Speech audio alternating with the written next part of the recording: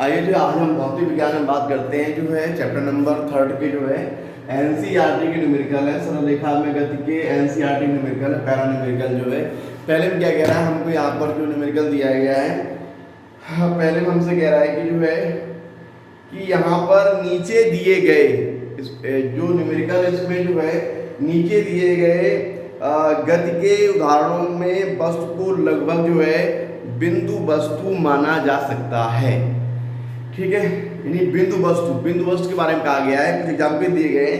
पहली बात जान लीजिए आप लोग, बिंदु वस्तु से तात्पर्य है, बिंदु वस्तु किसे मान सकते हैं हम?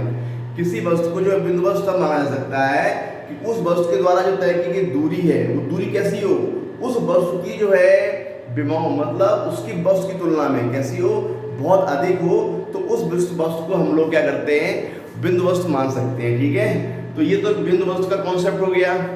तो उसी को लेकर के जो है यहाँ पर जो है 4 क्वेश्चन दिए गए हैं और आपसे पूछा जा रहा है कि क्या इनको बिंदु वस्तु माना जा सकता है। उसी क्रम में जो पहला एग्जाम्पल है वो कौन सा है, ये हमसे कह रहा है कि दो स्टेशन के बीच जो है बिना झटके के चल रही कोई रेलगाड़ी। पहला क्या है, दो स्टेशनों के बीच जो है बिना झटके के चल रही रेलगाड़ी।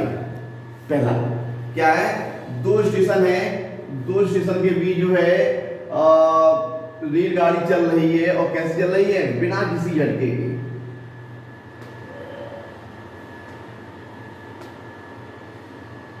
ठीक है, मान लीजिए कि स्टेशन यहाँ पर है, ये स्टेशन ए है, स्टेशन बी है, तो इसके बीच में जो ट्रेन चल रही है कैसे चल रही है, बिना किसी झटके की चल रही है।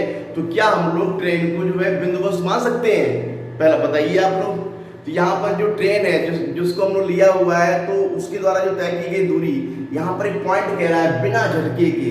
बिना झटके मतलब क्या है, बिना झटके से तात्पर्य ये है कि यहाँ पर रेलगाड़ी क्या है, दो स्टेशनों के बीच में क्या है कि बिना झटके की चल रही है। इसका मतलब क्या है कि स्टेशन परस्पर कैसे बहुत अधिक दूरी पर है।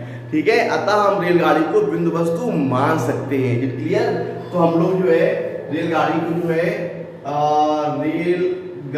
जो है बिंदु वस्तु मान सकते हैं। और क्यों मान सकते हैं? क्योंकि जो दो स्टेशन है उनके बीच की जो दूरी कितनी है, वो काफी अधिक है। It clear?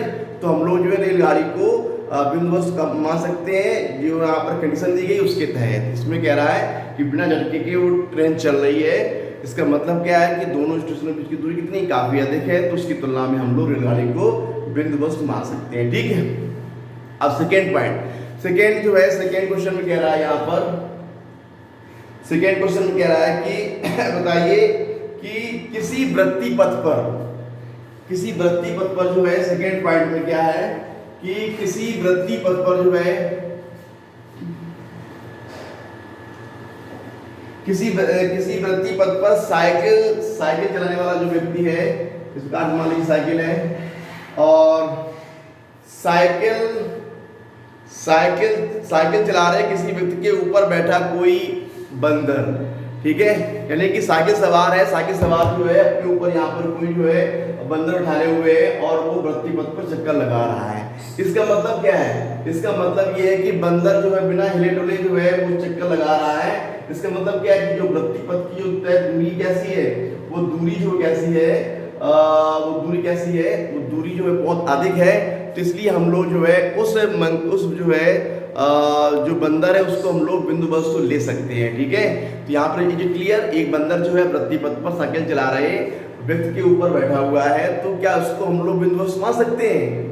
हाँ, मान सकते हैं। कब मान सकते हैं? क्योंकि वो बिना झटका के चल रहा है। इसका मतलब क्या, काफी अधिक जो है दूरी तय कर रहा है। इसका मतलब यही है कि जो है दूरी कैसी है, तय की दूरी कैसी, बहुत अधिक है, अतः जो है बंदर को बिंदु वस्तु मान सकते हैं। ठीक है, अब यहाँ पर जो है नेक्स्ट क्या है, नेक्स्ट जो है कोई गेंद है, उस गेंद को जो है नेक्स्ट क्वेश्चन में क्या, थर्ड पॉइंट में, कि जमीन से टकरा रही तेजी से मुड़ती क्रिकेट की कोई फिरकती गेंद। कोई बॉल है और जमीन से तेजी से जो है टकराई और तुरंत जो है मुड़ गई, तो वहां पर गैप, जहां जमीन टकरा रही है, टकराने और जो है गेंद के बीच में क्या है, बहुत कम दूरी है। तो जो गेंद का जो साइज है और उस दूरी की तुलना में कैसा है, अधिक है, जो साइज उसका है ज़्यादा है, बहुत ज़्यादा है, अच्छा खासा है, तो इससे क्या होता है, ये जमीन से जो टकराकर तेजी से मुड़ती है, इसलिए हम लोग जो है गेंद को वस्तु नहीं मान सकते हैं जब हम उस जगह की तुलना करते हैं। तो ठीक है, ये क्लियर। इसी प्रकार से जो एक क्वेश्चन और है कि जो है अगर यहाँ पर जो है लास्ट क्वेश्चन इसमें है, इसमें कह रहा है कि किसी मेज के किनारे से फिसलकर कोई गिरा बीकर, अगर किसी मेज पर जो है कोई बीकर रखा हुआ है, कोई मेज है उस पर बीकर रखा हुआ है और बीकर गिरता है तो क्या होता है, तो क्या हम लोग बीकर को मान सकते हैं बिंदु वस्तु?